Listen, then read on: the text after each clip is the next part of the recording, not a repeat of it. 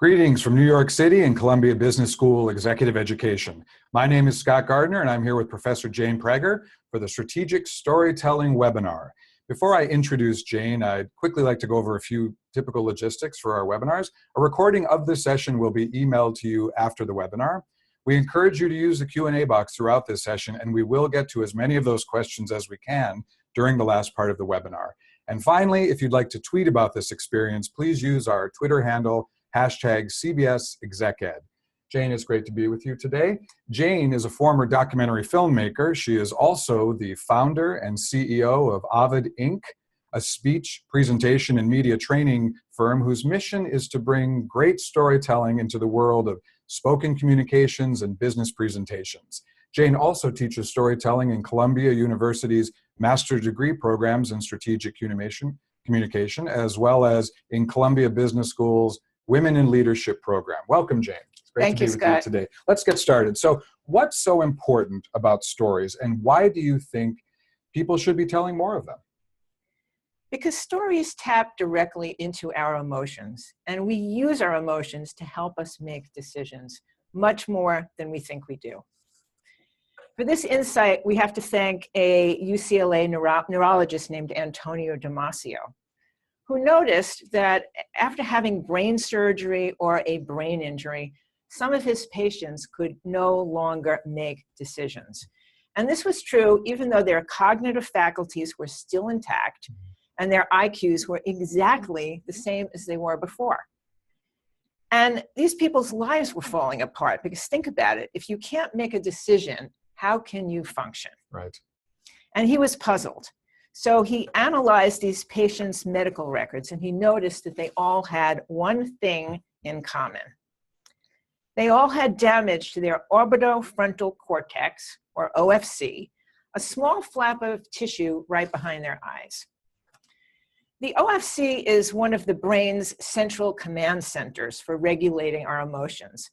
And this study led Damasio to a conclusion that in those days was very radical. He concluded that a brain that can't feel can't make up its mind.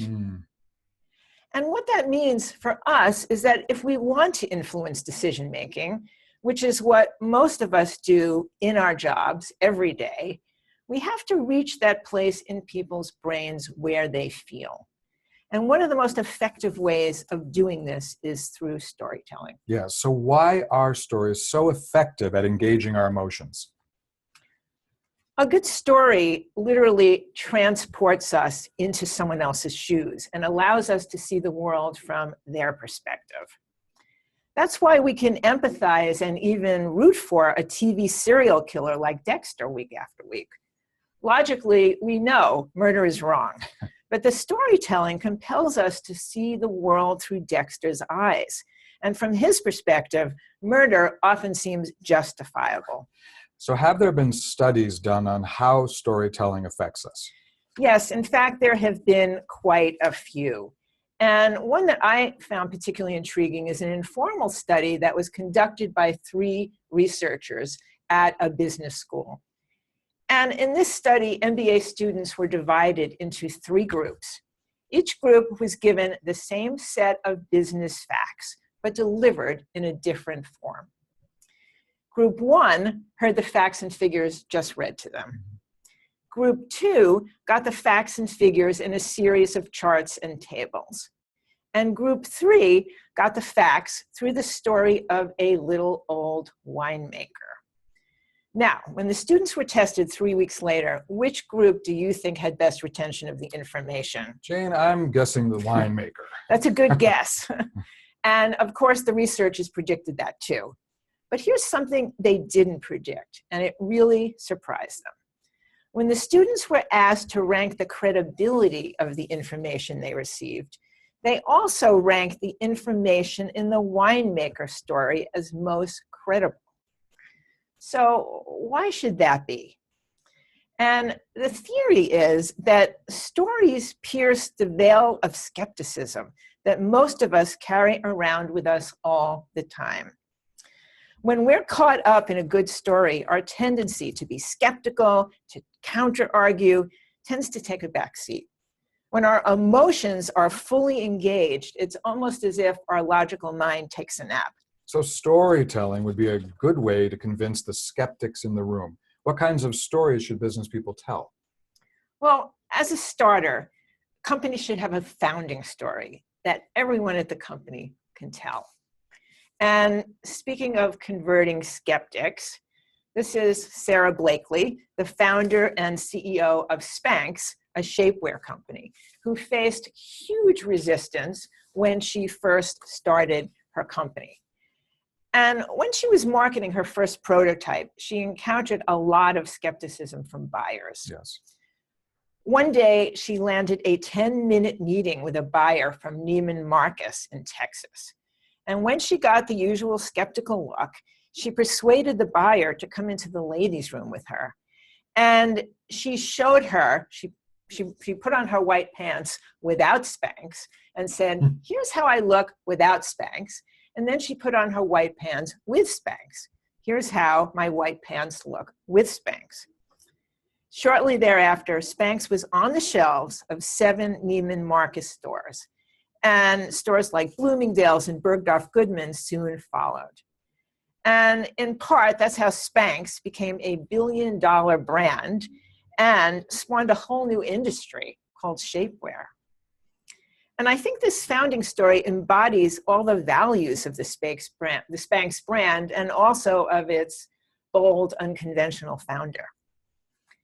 In fact, the story is so important to them that it's now emblazoned on their wall in their corporate offices in Georgia. Oh, that's great. So before I move on to my next question, just quickly, what do you feel about the people who say we need skeptics in our company? Yeah, we absolutely need skeptics in our company. We probably need more skeptics than we have. Right. I mean, people should always be skeptical. And the idea of telling stories is really not to pull the wool over somebody's eyes. Right. You need logic, you need evidence. The point is, it's just not enough. We're all overwhelmed with bullet points and charts and graphs, right? It's more a question of mixing it up. And stories really enable you to convey your idea in a much more compelling way. Great. So this is not to replace skeptics, but just to help them not. along. Yes. So when might you tell one of these founding stories? Well, let's say you're introducing your company to a potential client or customer. Instead of telling them how many years you've been in business and how many employees you have, you might try telling them your founding story. Founding stories are emotion magnets. We love to hear stories about leaders' humble beginnings and early struggles, especially if they eventually succeed by virtue of their grit and perseverance and ingenuity, like Sarah Blakely. You know, I totally agree with this, but I will say that over the years in many executive education programs here at the business school, I've seen that a lot of CEOs, a lot of leaders really shy away from personal stories. Yes, you are absolutely right. They do. And I think it's a mistake because those stories, right, in which you are vulnerable and you talk about yourself also make you more relatable to the people who work for you. Let me show you Indra Nooyi, who is the CEO of PepsiCo, because I think she's one of the best corporate storytellers on the planet. I agree. And she's used personal storytelling very effectively to help sell one of her key initiatives, Performance with Purpose. So let's take a look. Talk with me about where Performance with a Purpose came from. Did you just wake up one morning and say, I'm going to reinvent the mandate of Pepsi, or is this something you've been thinking about for a long time? Let me talk a bit about Performance with Purpose and why it came about. I grew up in the south of India, in a city called Madras, about 10 million people there, now it's maybe 15 or more. And I grew up in a city where there was no water. Every morning, my mom would get up at 3 or 4 a.m. in the morning, and she'd wait for the taps to start releasing water because the corporation would release water from the central reservoir, and water would trickle in. My mom would find every pot and pan to fill water in, and she'd give the kids and my dad 3 containers of water, which was your quota for the day. And you learn how to wash yourself, to clean yourself, your uniform had to be washed in it. everything with those 3 containers of water. At the same time, in the same town, the same city we lived in, I watched large corporations build plants, use a lot of water. Okay? Because we like them, they created jobs. Think about this. You can't have a large corporation using excess water in a town where there's no water to eat or drink or live. I think what this story does is it shows that this initiative comes from a really authentic place. It's not just a slogan or a CSR campaign that was dreamed up by her PR department. Right. It really evolved out of experiences she had as a child that really made a mark on her. And her willingness to be personal and vulnerable actually bolsters her credibility. I absolutely agree. think. I absolutely agree. So as a reminder, everyone, please keep those questions coming in. In about 10 minutes, we'll be getting to all of those. So let's move on. What other kinds of stories should executives and business leaders be telling? Any story that conveys your organization's DNA, its values, and its culture are usually good stories to have in your pocket. So Dolly Singh, the former head of talent acquisition at SpaceX, tells a great story about her boss, Elon Musk, and how he handled one of the worst days in SpaceX history. Mm-hmm. On August 2nd, 2008, SpaceX launched its third Falcon 1 rocket, and it failed very publicly. And as we know, it was the company's third failure. This was a disaster, not only in the eyes of the press and investors, but internally for the people who worked at the company. The teams working on the launch had been putting in 70, 80 hours a week for months, and they were physically and emotionally exhausted. When Musk finally emerged after the failed launch, he walked right past the press and he addressed the company first. And according to Singh, he said something like this: "We knew this was going to be hard. It is, after all, rocket science. But we need to pick ourselves up and dust ourselves off because we have a lot of work to do." Then he said, "For my part, I will never give up, and I mean never. If you stick with me, we will win." Then Singh said, and I'm quoting her directly here, "After that, I think most of us would have followed him into the gates of hell carrying suntan oil. Within 5 seconds, the energy of the building went from despair and defeat to a massive buzz of determination as people began to focus on moving forward instead of looking back." 7 short weeks later, SpaceX successfully launched a Falcon 1 rocket, making it the first privately built rocket to achieve Earth orbit. That's wonderful. End So quote. who might you tell this kind of story to? Well, imagine you're trying to recruit someone to work for your company. Typically, we tell potential hires all the positive stuff about our companies. We don't usually let people peek behind the curtain, and we don't usually tell them about a spectacular failure. But a story like this tells you a lot more about the company, its founder, and its people than the facts and figures ever could. Right, and it's not the failure, it's talking about the culture. It's talking about what you're going to be dealing with in culture, right? And who you're working for. Exactly. So what about managers and executives who have to lead and inspire their troops? What kinds of stories should they be telling? Tony Hsieh, the CEO of Zappos, the online shoe and clothing store, is often asked this question, because Zappos is famous for its outstanding customer service. Hsieh tells the story of a woman who was trying to return a pair of shoes she had bought for her husband, who had unexpectedly died in a car accident before she could give him the shoes. And the customer rep told her they would refund her money, she didn't need to bother to return the shoes, and that she could give the shoes to someone else who needed them. The rep also sent her a bouquet of flowers. The woman was so moved that she sent Zappos a letter and a photo of her husband, and even mentioned the company at her husband's funeral. This story and others like it are written up by people who work on the Zappos customer service team. These stories are then pinned to bulletin boards throughout the company. Shay says it's through sharing stories like these that Zappos has built a world-class customer service team and customers for life. And I doubt you'd get the same results from having employees read the company handbook. Yeah, I doubt you would either. It's sort of the good side of Cialdini's social proof, right? You know, having people. Exactly. All right, so let's move on and get a little more granular here. How might you use storytelling to sell yourself or your team's services? Good question. If you're interviewing for a job or you're trying to get a new contract, a question you're often asked is, tell us a little bit about yourself. This question often makes people freeze like deer in the headlights, or they just start reciting the items on their resumes. But actually, that's an invitation to tell a story. For example, one person I knew told the story of having to get from Toronto to New York for a big, very important pitch. And his flight was canceled because of a blizzard on the East Coast.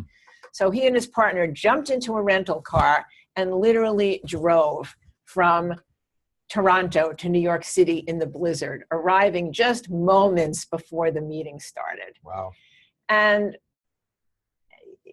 as a result of that incredible perseverance, they got the contract. And I think what's good about a story like that is it shows we go the extra mile without your ever having to utter those words.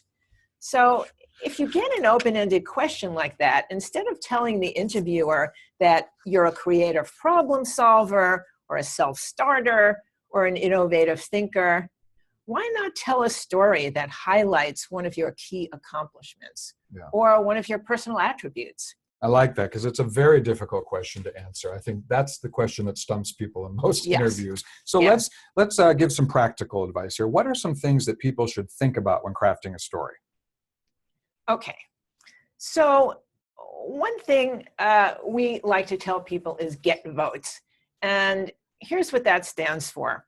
As we've already discussed, be afraid to be vulnerable, because vulnerability actually boosts your credibility with the audience. Yes. Your story should have obstacles, because without some hurdles to overcome, there is no story. And you need telling details. These are the details you won't the details you won't forget, the ones that really create pictures in people's minds. They carry the meaning and the emotional weight of the story, like those 3 containers of water. And we want to know that our protagonists have made a huge effort to get past the obstacles, like driving to New York City in a blizzard. And finally, you want your story to have suspense. Make sure you build it in a way that makes people want to know how the story ends. That's great. So one thing I'd love before we move on is the point of a storytelling, that they have a point. It's not just a story for a story's sake, but there can either be a story to a point. So you tell a story and then you have to have a concrete point, or to support a point, you have a story. There's 2 sides of it, but they must have both in order to be effective. Yeah, absolutely. Yeah. I completely agree. And we often say that in business storytelling, you really have to articulate the point of the story for people. Yes. Because we have so many emotional associations to stories when we hear them, that you could have 10 people hear the same story and walk away with 10 different meanings. Exactly. So you do need to say, and this is what it means to you. Right. To whomever you're telling it, which is a different beast than creating a novel or a movie. Exactly. All right, so before we take some questions from our audience, any final examples that you'd have? Yeah, just one. I want to ask you a question. What's the most popular book ever written? Well, I would say that the most popular book ever written is most likely the Bible. You're right. It's the Bible. And what is the Bible? It is a collection of great stories. Now, what if the Bible had been delivered like a typical business presentation? Do you think it would have lasted thousands of years? Do you think you'd find a laminated copy of this slide in every hotel room? Probably not. because good stories last and they're remembered. I like to tell people that stories are the Trojan horse of facts. If you want people to remember some key facts, wrap them in a story. I love it. Great. So thank you so much, Jane. Would you like to take some questions from our audience? Absolutely. All right, wonderful. So thank you, everybody, for sending those questions in. First question is from John. He is asking, isn't there a danger in over-personalizing to the point of losing relevance? Well, this is why you have to choose your stories carefully. The story has to be relevant, particularly in business storytelling. It has to be making a point. Right. You often see people begin a presentation with a story that has nothing to do with the talk that follows. Right. And if you're going to tell a story, you're absolutely right. It must be relevant. It must illustrate the theme or the main idea of the story you're going to tell. Right, right. Okay, very good. Next question is from Arvind. Like some in your audience, my work revolves around data, numbers, charts, etc. Could you offer a few suggestions as to how one can improvise and develop stories in otherwise sterile, numerically oriented settings? I love that. Yeah. And one thing I do recommend is for people to look at the TED Talk of Ted Rosling, who is a statistician, who is the most brilliant person I know at telling stories with numbers and making them interesting. Can you say his name again for the Hans audience? Rosling, R-O-S-L-I-N-G. Right. And he has a great talk on TED.com called The Best Stats You've Ever Seen. Right. And they really are. And he's telling stories all throughout with numbers. Yeah. So there's a good example there. But you can tell stories with numbers. Some people say that the jobs of the future will be, the best jobs of the future will be for people who can tell stories with numbers. Right? So you still want to weave them into a story. It might even be the story of how you arrived at those numbers. Right? There's usually a story behind a number. Well, and numbers have meaning. Yes. What do the numbers mean? That's the story. I mean, numbers aren't just numbers, they have meaning. And I think that that's a great question because I've heard it many times before, is that a lot of people think that only in creative industries would storytelling be effective. And I just don't think that's true. I just don't think that's true. So I'm glad that he asked that question. I was going to say, you said something during this webinar. You said to have those stories in your pocket. And I love that phrase because I think that a lot of leaders, you want to have stories that are at your go-to stories. And I've heard before, and you spoke about this at the Women in Leadership program, that there's a fear that if you have these stories in your pocket, that they won't have impact if somebody's heard them before. But it's not true necessarily. I like this. Can you talk to the audience about that? Sure. Yeah, Indra Nooyi tells that story and other stories again and again, and it sounds fresh every time, and I never get tired of hearing them. If it's a good story and it's told well with feeling, people don't get tired of hearing it, even if they have heard it before. Exactly. In fact, you get better the more you tell stories. Yes, yes. And you get more comfortable with it so that you're able to gear it towards the mood of that audience in the room. Still the truth, the intention is still there. And also, the proof is that people have been watching great speeches over and over for years and years and years. So storytelling is just the same thing, right? And I'd like to make one point is that people don't tell these stories off the top of their heads. Mm-hmm. People often think you have to be a great storyteller to be able to do this. Mm-hmm. But in fact, these stories are crafted. People work hard on these stories. Right? You need to know where your story begins and where it ends and which points you're making. Right. You don't want it to be too long. You should be able to tell a story really quickly. Right. So it's something you have to actually work at. Well, and I think what you just said, when people sort of what we call wing it, and then it doesn't go over well, it's because they've forgotten about that factor of preparation. That storytelling is about being prepared also. Right. Not just to have the point, but the actual way of telling that story is very important too. Yes. That's good. Thank you. Absolutely. All right. We have time for more questions. Wonderful. Aaron is asking, Other than authenticity, what are some other specific attributes or elements of good company storytelling in your experience? I think authenticity is key. Yeah. I think relevance is key.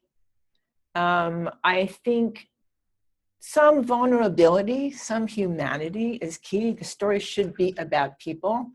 They shouldn't be predictable. They shouldn't be too predictable. They should be somewhat counterintuitive and surprising. Because if we know exactly how the story is going to end, it's just not interesting, and it feels like it could have been manufactured just by the PR department, right? So in order for it to feel authentic, it should really go against our assumptions or predictions about how it will end. Right. And don't you feel that authenticity then brings about the sort of the stopping suffering in silence at a company, because you can relate to this person now. You see that, oh, they've gone through experiences that I've gone through. It's an authentic tale. It has a point. It's teachable. It's all those elements. But for someone who's listening to that story, suddenly they're able to they feel less alone and more inspired. Yes, and this is particularly true for leaders when they're trying to mentor their employees. It's, instead of talking about the employee's mistakes, tell a story about mistakes you made and what you learned from it. And then nobody feels on the spot. Right. But those kinds of stories are great for teaching. Right. And there's no industry where you couldn't do that. No. So that we want to keep dispelling that myth that this is only for certain industries. You know? Absolutely. All right, we have a few more minutes. Catherine is asking, do you have advice for people that don't like to practice storytelling? Yeah. Well, you do need to practice, but you practice all the time in your life. You practice at the water cooler. You practice with your friends. I mean, we're all telling stories all the time, and it's not that different. Right. And I think that one of the ways to arrive at stories is just, if you're trying to create one, is to have somebody interview you and talk to you, because then you get a story that comes out fairly naturally. If you say to somebody, what's your story? They will clam up immediately and tell you they don't have one. Right. So that's not a good approach. But being an active listener and asking questions that shows you're interested is one way to elicit stories. Yes. So you have to get the ones, right? You have to sort of dig them up. And then you do have to practice telling them. I mean, none of us like to practice. None of us like to practice. Right. I don't like to practice telling stories either. Right. But I do. I practiced the stories I was telling you today. Right. Just so they didn't go on and on and on. Right, yeah, that are more clear, concise. And also practicing and with the intention of listening to the reaction of your audience, so that you learn each time you tell a story. Oh, okay, well, that part needed to be clearer. That part was misunderstood. That interpretation was incorrect. So I'm going to sit here and tell you that I think practicing is enormously important, but there are many ways to do it, is what you're saying. Yeah, and you can do it at meetings, right, or on panels. I often say, if you make a point, always give an example. Right. You can be at a meeting and present an idea, always give an example. That's a form of storytelling. Right, and that's what they'll remember, right? We have time for one more question. June is asking, I totally agree story is very important, but our CEO doesn't understand that. So how can we make CEO or executives understand the importance of story? That's a question I get a lot, actually. And I think one thing you can do is show them the science, show them the facts and figures about storytelling. There's some great books about storytelling out there. If your boss is the kind of person who responds to facts, the science is there. I think that once people have the experience of doing it, they quickly see how effective it is. I agree. So you might try to get your boss to do that in a very safe, small way, just to try it for the first time. It doesn't have to be a keynote speech, right? Just try it at a meeting and see what the response he or she gets is. Absolutely. I mean, there's a longer answer to that, but that might be a place to start. It's small steps. Small The steps. small steps in the Small beginning. steps. It is counterintuitive. It's Yeah. not what CEOs are trained to do. Well, Jane, this has been wonderful to be with you today. You know, we talked about, I could sit here for hours with you and talk about this subject because I think it's a broad spectrum across anybody who's working out there that would want to be interested in this. So one final question, you know, where should people start if they want to learn more about storytelling? Well, one thing I'd like to do is send people a white paper that we've written called Case Study to Case Story. And it shows how one company built up their business using dramatic case stories. And it analyzes the components of a story and really shows you the difference between your sort of run-of-the-mill case study and a more compelling and riveting case story. Good. So reading that might be a place to start. Place to start. Good. So we can send that to them. You can send that out. So we will send that to you along with the recording of this session. I'd like to thank you all for joining us today. A very good time with you, Jane. Thank you very much. Thank you. I love talking about story.